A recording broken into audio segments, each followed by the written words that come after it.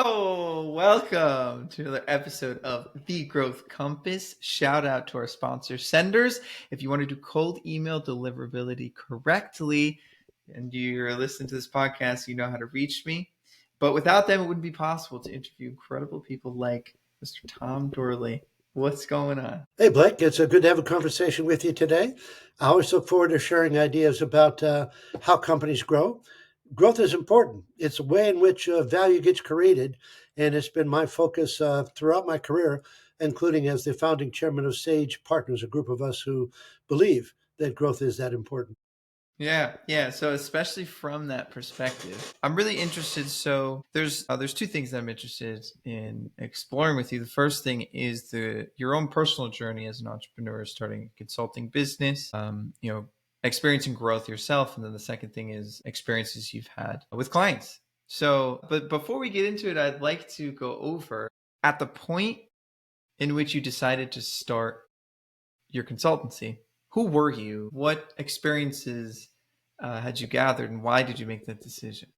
That's a really good question, and mine goes back quite some time because I've been around for a while. But I was a chemical Okay. engineer as an undergraduate, All right. and that was fine.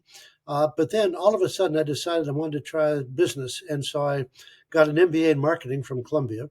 And all of a sudden, I had this sort of a dual background. I had something about analysis and engineering. I had something about marketing. And when I came out of Columbia, it was really a good time, all kinds of job offers. And I narrowed it down to two: an industrial marketing company called them, and a consumer marketing company called Procter and Gamble. All of a sudden, a fella comes by from a consulting firm that was the second largest consulting firm in the world. Doesn't exist anymore. I can explain that to you why that happened later. Okay. And said, "Would you like to try this?" And I thought, why not? Okay. Nice. It's something a little different, and it draws on things I enjoy doing. So why not? So I actually got into consulting almost by accident. It was not my intent. Okay. Awesome. And so you're saying that because I see that you founded Sage Partners, so that was your first experience with a No, consultancy. that was the second one. I founded a company. So here's the deal. So I joined this consulting firm called Arthur D. Little, and it Awesome. was great. I learned how to do the work, sell the work, relate to clients, manage teams, and it was terrific. One day I had lunch with the CEO, and I said, "John, what are your plans for the future?" And he laid out plans that didn't include me. He talked about taking the money that the consulting business was generating, and plowing into non-consulting business. And I said, "Wait a minute, there's something wrong with this. I don't believe they can do it." And so a friend of mine who had just left the Boston Consulting Group said, "Hey, why don't we do it ourselves?" And so Wow. I thought, why not? And so I would have not have guessed myself when I was in my 20s as being an entrepreneur. But here's was. I recognized that I enjoyed this thing called consulting, and Arthur D. Little wasn't going to be a place where I could do it. So why not try it on my own? Yeah. And then you launched. And how long has it And been we since launched. then? Well, that was back in the 70s, Yeah. and we grew it to 100 people. The main office in Boston, which is where we were, and an office in London. Strategic alliance, as it were, with a group in Japan, in Tokyo. Okay. But we began to realize that it was a long way from being large enough to be, I guess, I wouldn't say comfortable, but able to take a hit. So we began to say maybe we better find somebody to align with, and we ended up aligning with, being acquired by, merged into Deloitte Consulting. And so Awesome. we took the firm. Actually, I did because my partner decided he wanted to go be an entrepreneur again, so he did. And so I led the thing into it. And I have to say that it was brilliant. We did a really good job of figuring out how to take a smaller firm, 100 of us, into a larger firm, thousands, including stuff that wasn't at all related to consulting, called auditing and tax. And it was a neat trick. And based on that, I learned a lot about how to help companies find good merger and acquisition partners, and importantly, create value after the deal closes. Wow. And how long has it been since that acquisition? Well, that is now over 30 years, and Sage Partners is now in its second decade. Yeah. Nice. Well, and the reason there's a Sage Partners is in firms like Deloitte, they want to give young people an opportunity. And so at 60, you got to say bye bye. And that's fine, right? But I was not done at 60. And so I put together a group of people and I'm working with ever since that allows us to do the sort of more or less the same sorts of things we were doing, but with a little bit of a different flair and with a lot more independence than we used to have. Awesome. Well, I think well, thank you for laying it out that way because that's it's like a story. I'm very invested at the moment. I think there's two specific directions that I'd like to go with your experience, and the reason is that a lot of discussion that happens on this podcast is about acquiring your first customers at a particular scale, how those strategies change, how to navigate those environments, and so I think the two things I'd be interested in are your experiences helping other businesses navigate that because that'd be a lot of wisdom to discuss. But the first thing that I want to get into is the process of an acquisition because that does not get discussed a lot on this podcast. I think if that having that as a goal or having that as something that you're building your company towards in 5 or 7 years, it impacts the decisions you make today. It does. So what are your thoughts about acquisition, about your own experience with it?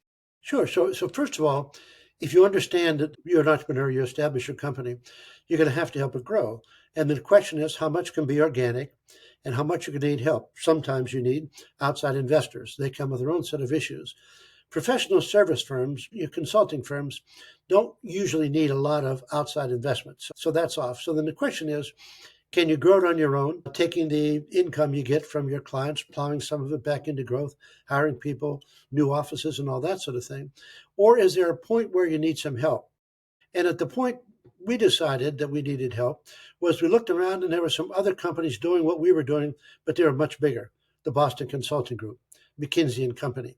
And we figured that we would never catch them. So we needed some other way to find our way forward. And we were affirmed that we believed in the strategy realm. So we need to be international because strategy is international. So we need to have more than business in the US, business in Europe. We need to go to Asia. We need to go elsewhere, South America, that sort of thing. So we needed some help.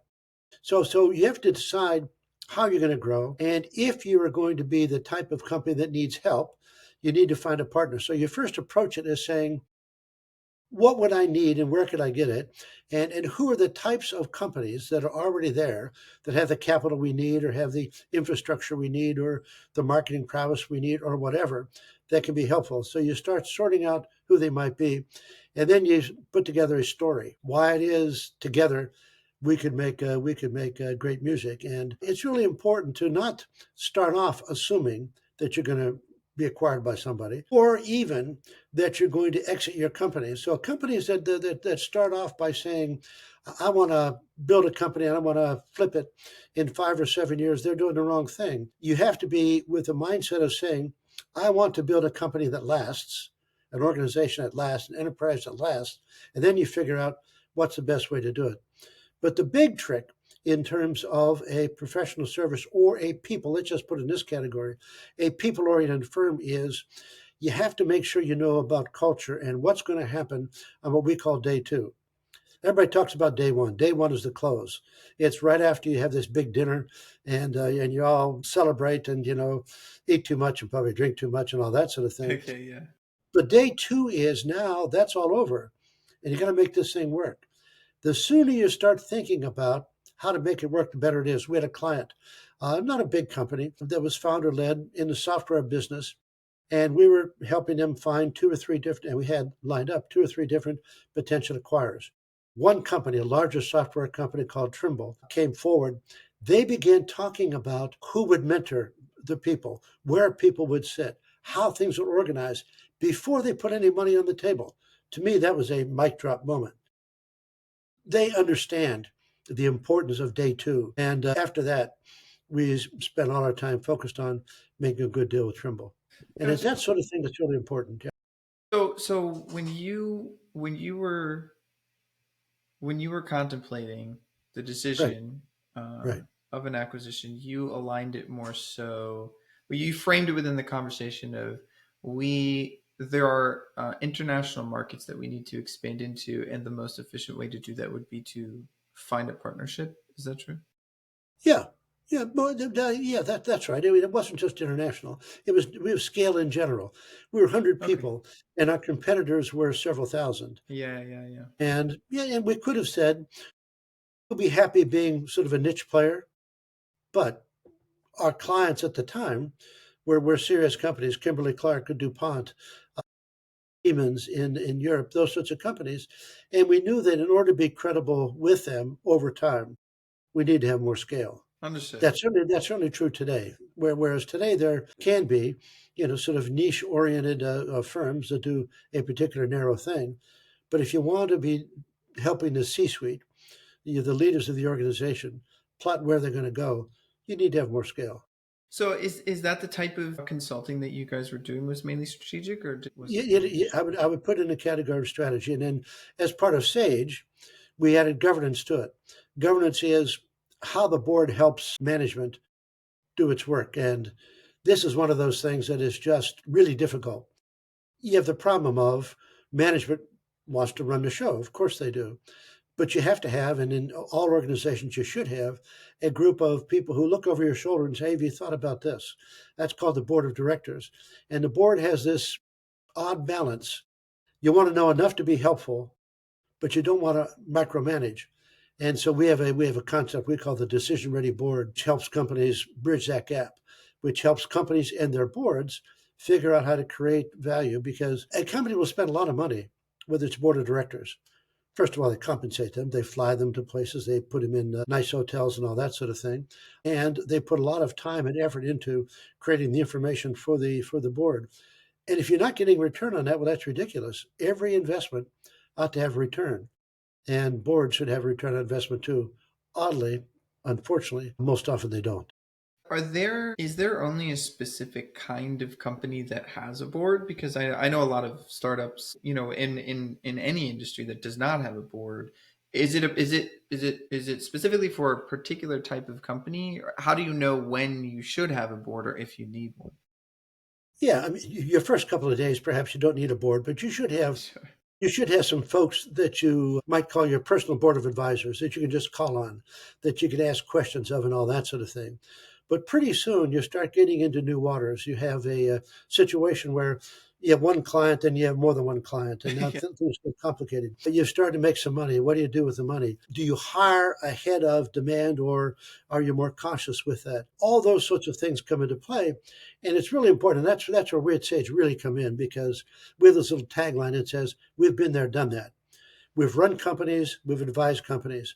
And so we've seen probably every issue you could possibly see. And we've helped companies and ourselves deal with those issues. And so somewhere along the line, before you get too far down the line and before you get too complicated, you should start putting together a group of folks who can help you out. So we have one company right now that's actually pre-revenue, or they're about to get revenue. They've been in business for a couple of years to raise $3 or $4 million, and we've helped them over the last year form a board. So for the first year or so, they didn't need it, but now they do because they're starting to get in a situation where they're going to be going out for institutional money. This has all been, sort of a more informal raising of money. Now they're going out for institutional money, and everybody wants, or the investors at least, want to say they've thought through things. This is a company that has some stability.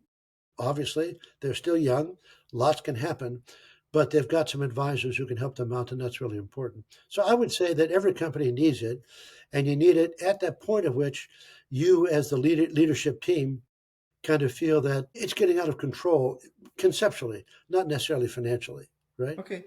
Yeah, I Too was many moving parts. yeah, okay. Is there, so I think one thing that you touched on as far as, do I need a board? Should I formalize a type of a board as if I'm going out for institutional money? Are there any other basic checkpoints that you would say a company should consider when deciding to formalize a board that they might be You should compensating first use the entire suite? almost always from the beginning have what I called the personal board of advisors. Sure. Yeah.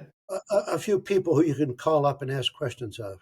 Then you don't want to put the board together the day before you're going out for institutional money.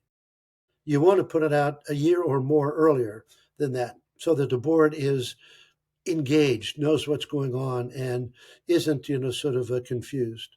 And plus, the sooner you do it, the easier it is to explain what it is you're doing and how it is you're doing it.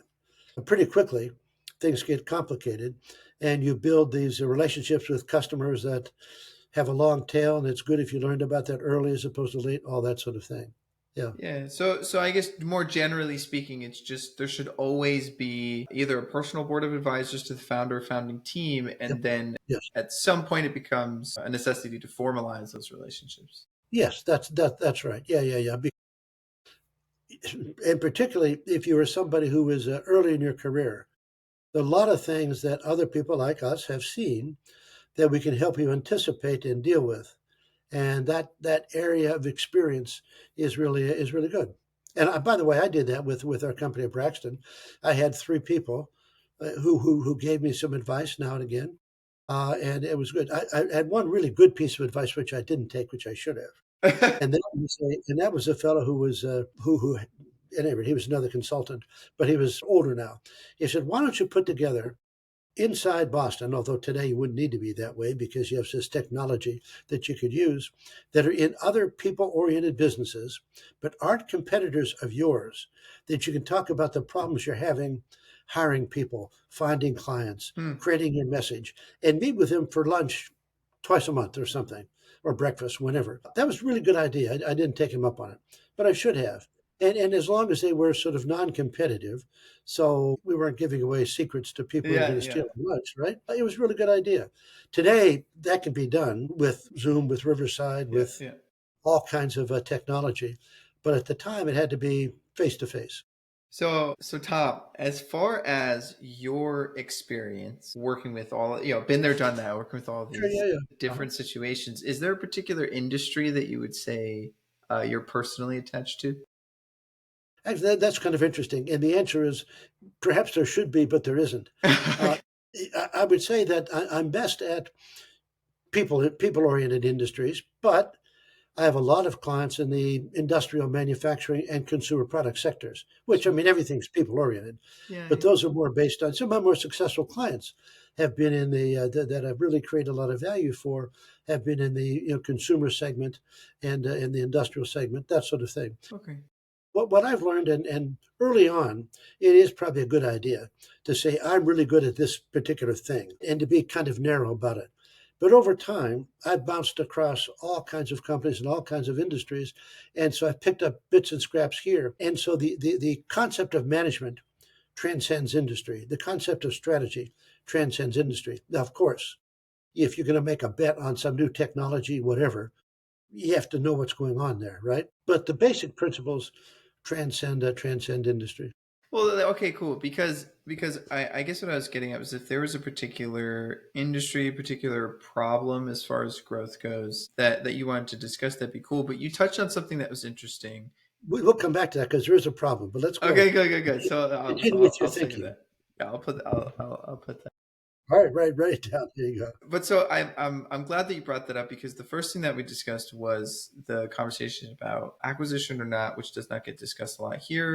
I think the conversation about board of advisors or directors is also interesting. Is not something that I would say is commonly brought up when you talk about growth. You talk about what is sales, what is marketing, what are these channels. Something else that you speak to, a theme is are these broad, I think hard to define concepts, which is management strategy. And you said it just transcends industry. So I'd like you to try and take these concepts and make them a little bit more specific as far as like contextualize them, so that people can walk away with an understanding of these concepts where they could either apply them to their own lives or be able to actually discuss them in conversations. So if let's say that your ideal client is somebody who's a leader in an organization, I think it's important to understand that you can get to be a better leader than you are today if you work at it. And so the first thing is that leadership requires effort. It requires learning as you're doing some things. Every time you have an interaction with a group of folks, you got to somehow do a debrief afterwards. How did that go? Did I get the message across? Did I appropriately empower you as the team members to make it work? So you get that sort of feedback, and then you practice before you go into any sort of a leadership encounter. You want to have in your own mind, what am I trying to say? Who am I trying to say into it? And a key thing that I've found about being a good leader is that you have to let people make mistakes. That there is you ought to be doing if you're launching a new product or chasing a new customer. You want to obviously have a plan. Here's what we're going to do. Here's how it's going to work. Here's the pitch we're going to make and all that sort of thing. But then you have to let the people who are going to deliver make their mistakes. You have to let them take charge of it. You have to empower them. And there is sort of a military example that is the way a SEAL team works. And these SEAL teams are highly trained individuals who go after difficult, very, very risky targets. They plan like mad ahead of time. But then the members of the team have enormous flexibility of what they do once they're on the ground, once they're engaged. And I think that's really important for anybody who is going to be a leader. You have to help prepare your team, obviously, build a plan, give them support they need, and all that sort of thing. Then you have to empower them to make adjustments. Every time I've gone into an important client sale, and ours is a consultative sale, so it takes a while to build trust and all that sort of thing, I've had to make an adjustment. I went in thinking most of the time it's going to be this one message. And while I may have stayed on that message, there was something else that I needed to bring in order to make the sale. So people need to have enough confidence that they are empowered, that they can adjust, and you need to give them that sort of skill. So the idea of command and control, that's over. Maybe there was a time where that was important. I don't know. But good leaders today work hard at being good leaders. They need to practice. They need to get feedback, and they need to empower their individual members of their team the way it works. So when you pair the concept of leadership, and thank you for that.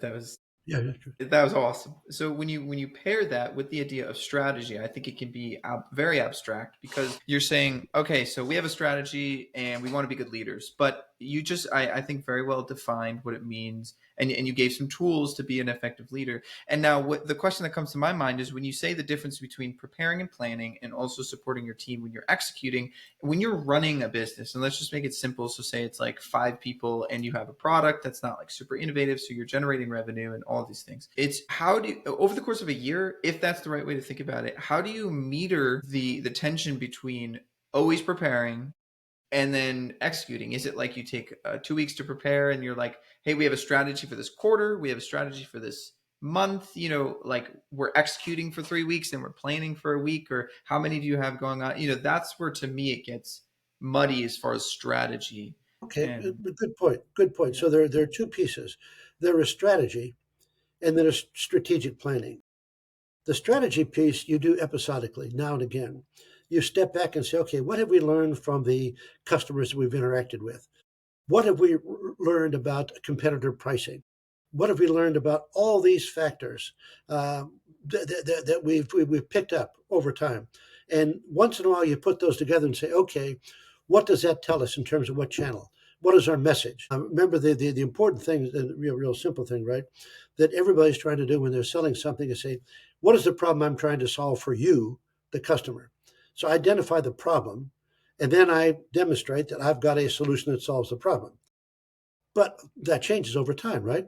Competitor comes up with something. Somebody does something curious in terms of pricing. Maybe your customer himself changes. You had one person, that person gets promoted. Now you have a brand new customer and they don't know who you are.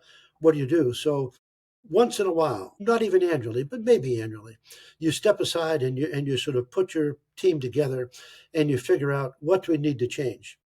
Then the planning is intermittent.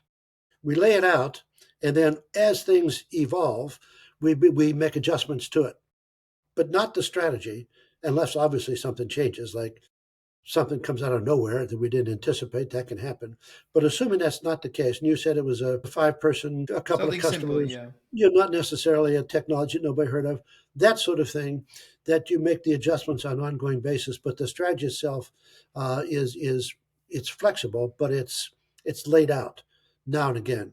The adjustments are fine tuning, say, how it is you price it, or how it is you package it, or what it is you say in conversation with a customer, because you've learned from customers that these 4 questions always come up, or all of a sudden it comes a new question. So what do you do? Yeah. So I separate the strategy. What is our what is the problem we're trying to solve? How we're going to solve it, from the planning, the implementation of which channels we're going to use, what is the details of the messaging, how much cold calling versus advertising or other forms of marketing we're going to use. Great. That's super helpful because I just feel again in these types of conversations when people are talking about strategy versus there can be an adversity to action Yeah, created in this idea yeah, because you're always like, oh, I feel productive, I'm planning, but you're not actually putting into yeah. action what you're planning. That's why we put those into two categories. Right, right, There's right. strategy, thinking about what to do, Yeah, yeah. and then planning the details of how does you do it, right? Well, Yeah. I do here in my notes. I have that there is a particular experience, a problem that you want to explore. So I'm excited to hear about that. Yeah, yeah, yeah. And here it is. It is what I'm calling the fog of change. So first of all, getting anybody to change is hard. You have a way in which you do things, right? If somebody told you you had to do it entirely differently, you could adapt, but you would probably not want to, right? Sure. So always it's hard. But today it is exponentially harder. It's harder because we've got these new technologies. Here's AI. What do we do with AI, right? If you're a company that has a technology base, you got to figure it out. How about quantum computing? There's this whole world of synthetic biology, and if you ask people who are involved in these technologies, how does it work? They say, well, actually, I don't know. I don't know how it works. But like that is the standard answer for AI. Sure. Gee, I don't know. We start this thing and away it goes. If you don't know how it works, you don't know where it's going. And so there's created there a lot of anxiety. Now you talk about the geopolitical anxiety, right?